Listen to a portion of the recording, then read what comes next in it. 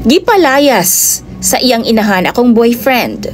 Human niya nahibalan nga uyamot ang akong pamilya. Usahay DJ Sam, makaingon ta nga pait kung makagawas ta aning kalibutan na gikan sa uyamot nga bilahan. Kay daghan kaayo tag mga pagsulay og panlait nga maagian gikan sa mga mapanghusga nga mga tao sa atong palibot. Ug wa jud ko makaligtas ana DJ Sam.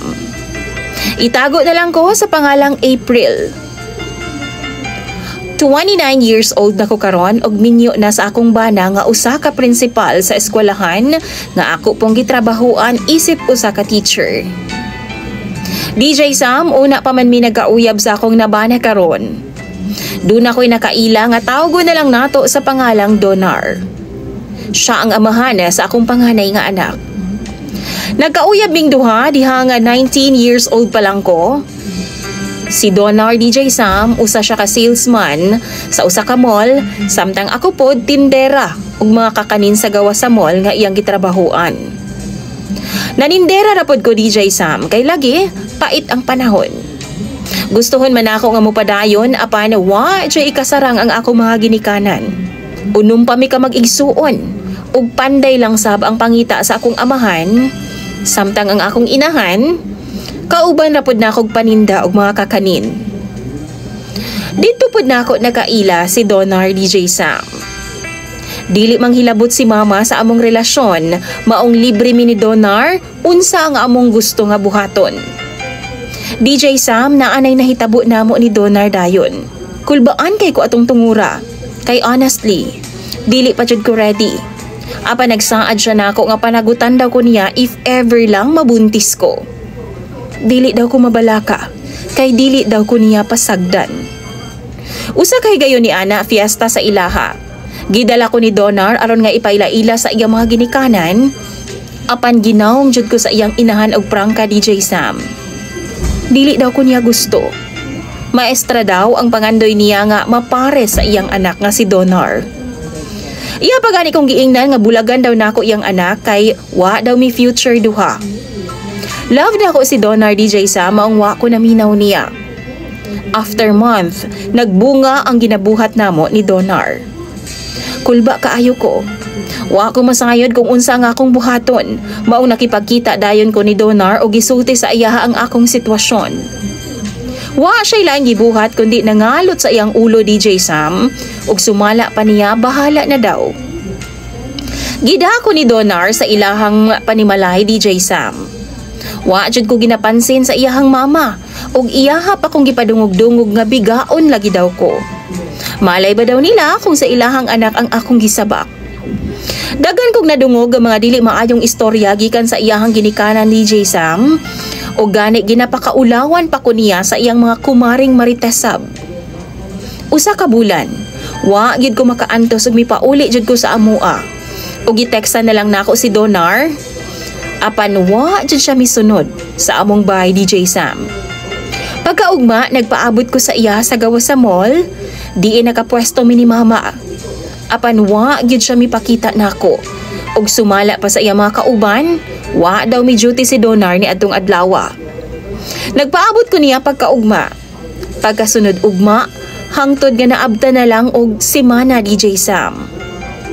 Mauwaw man ko mobalik sa ilang bay pero gilunok na lang jud nako ang akong pride og nagsusi ko.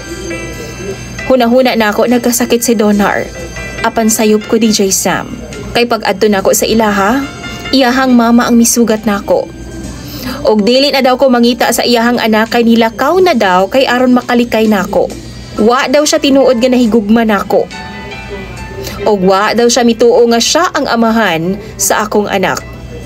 Gi-confirm pod sa akong amiga DJ Sam nga silingan nila nga nagdala daw og dakong bag, milayas daw si Donar DJ Sam kadlawong dako. Nanlumo jud ko sa akong nasayran. Wa jud ko magdahom nga kaya ni Donar buhaton sa ako. Masabtan ako ang iyang inahan kay salbahis man jud to siya, sugod pa lang sa among relasyon ni Donar. Apan si Donar, nagtuo ko nga iya akong protektahan og ang among anak hangtod katapusan. Nag-uol kayo kus nahitabo na ako DJ Sam, apan maayo na lang kay naa sa akong kiliran ang akong pamilya. Nanganak ko nga wa si Donar nagparamdam nako. Medyo ni pabor pod ang panahon nako kay after nako manganak, nag-offer pod ang akong iyaan sa Canada nga paeskwelahon lagi daw ko sa college. Wa siya masayod nga nanganak ko DJ Sam, ug gipilit na lang namo sa akong pamilya nga itago na lang pod ang tinuod. Total maayo man ang among tumong. Nagsaad na lang gid ko sa akong kaugalingon nga magtarong gid ko sa akong pagtuon. Tuod man naka-eskwela jud ko DJ Sam.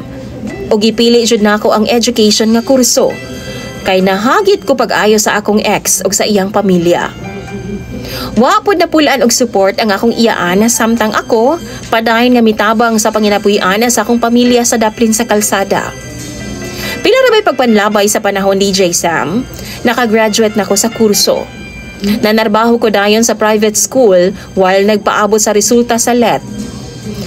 Diha nga nagkapasar na ko DJ Sam, naghinahinay na kog apply sa DepEd. Dili lalim, apan na-hire rajud ko kadugayan. Og sa eskwelahan nga akong gitudluan, dito pod na ako nakaila ang akong bana nga si Jake, ang principal namo. Siya ang nangamahana sa akong anak DJ Sam, og nagmalipayon kaayo mi kauban siya. Wa madugay DJ Sam, nagkaanak pod ming duha. Apan karon nga okay na ang among kahimtang. Kalit lang milutaw ang ex nako nga si Donar. Nihangyo siya nako DJ Sam nga makauban daw ang iyang anak. Gusto po daw sa iyang inahan nga maila-ila ang iyahang apo nga karon 9 anyos na. Wa kuya pi. Sa akong kapungot nakasulti gyud kog dili maayo nga pulong ngadto sa ilaha DJ Sam. Dili na ko gusto nga makita ilang dagway. Wa na ko gitago sa akong anak ang tinuod niyang pagkatao. Pero sa tinuod lang, wa pa man pud noon siya nangita sa iyang amahan. Mao nang mangayo ko sa inyong advice sa imong mga followers DJ Sam. Unsa may angay na kong buhaton? Tambagi ko ninyo sa comment section kay ako nang basahon. Imong follower DJ Sam, April.